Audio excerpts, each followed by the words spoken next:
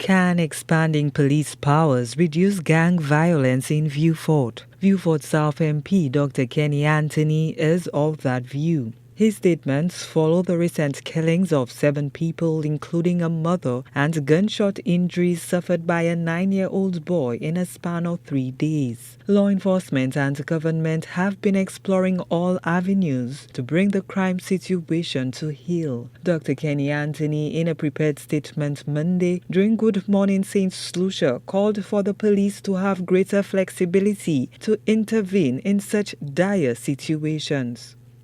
No community in St. Lucia must ever be held to ransom again by criminals as Vieux Fort has experienced in this past week.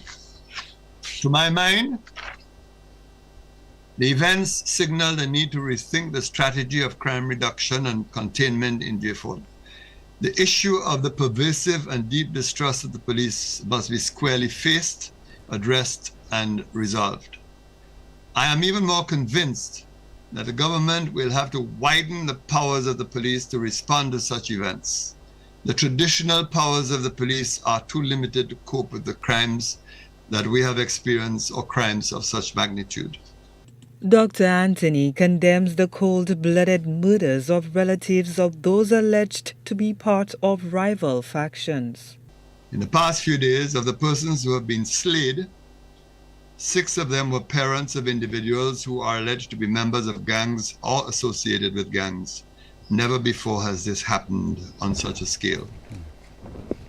It exposes a level of callousness and barbarity never experienced before in Vieux Fort, and I dare say in St. Lucia as a whole. We have read about such murders occurring in neighboring countries, but somehow never thought that it would happen here in our own island. What occurred is incomprehensible, beyond the realm of rationality and sanity. Parents who reside in one part of Vieux Fort have become victims simply because they have children alleged to be gang members residing in another part of the town. These murders will leave anguish, incalculable pain, and deep wounds in the community. The Vieux Fort South MP said those who harbor criminals and tacitly endorse their activities are also to blame. He hopes that the senseless killings will unleash a torrent of revulsion and rejection of crime as a way of life. How do we heal our community after this experience? As a first step, possibly after the funerals have been held, I plan to meet with the families of all the victims. Quite often we forget them, their pain and anguish. I will need the support of the churches, civil society groups, and anyone trained in counseling to deal with the issues of the type confronting my constituents at this time. This experience may well be a watershed. I suspect many more will understand the need to dismantle the gangs and disarm the individuals who carry guns. Those who protect gunmen, hide their weapons, give an alibi when they need it, will hopefully understand the dangers, the harm, the pain, the injury that they too cause. They too need to realize that they are part of the chain of criminality that exists.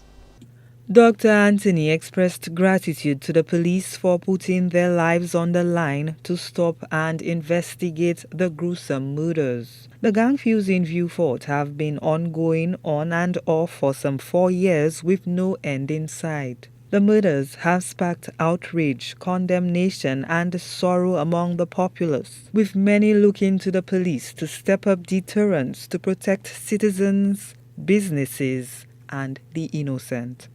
Minister Philip, HTS News Force.